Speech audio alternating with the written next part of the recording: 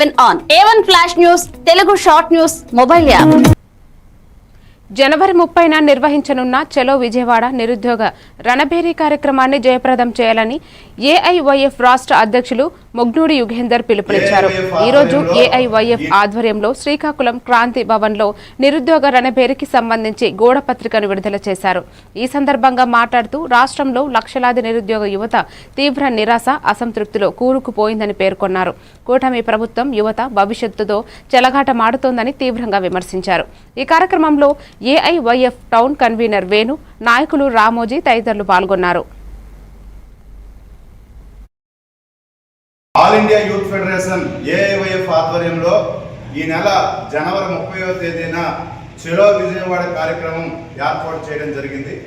దానికి ప్రధాన కారణము కూటమి ప్రభుత్వం అధికారంలోకి రాకముందు నిరుద్యోగ యువత యొక్క సమస్యలు పరిష్కారం చేస్తాము, నిరుద్యోగ వృద్ధిస్తామని చెప్పిన కూటమి ప్రభుత్వం ఇంతవరకు కూడా అటువైపు ఆలోచన చేయడం లేదు.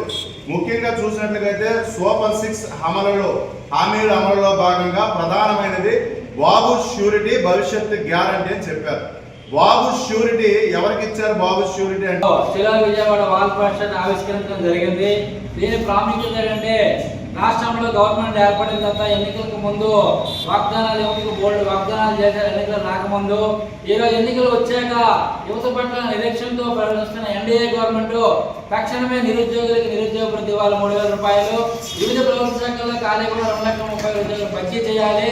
అదే తరుణంలో ఈ రాష్ట్రంలో ప్రత్యేకంగా పరోక్షంగా ఆనాడు మంత్రి లోకేష్, ఈనాడు ఇప్పుడు మంత్రి లోకేష్ ఆనాడు పాదయాత్రలో పరోక్షంగా ప్రత్యేకంగా 20 లక్షల ఉద్యోగాలు కల్పిస్తామని చెప్పి ఈరోజు పూర్తి స్థాయిలో ఎటువంటి ఉద్యోగాలు కల్పించకుండా మేము ఇంటర్నేషనల్ చేస్తున్నాం, ఈ రాష్ట్రానికి ఆదుకుంటాం యువతని చెప్తున్నారు.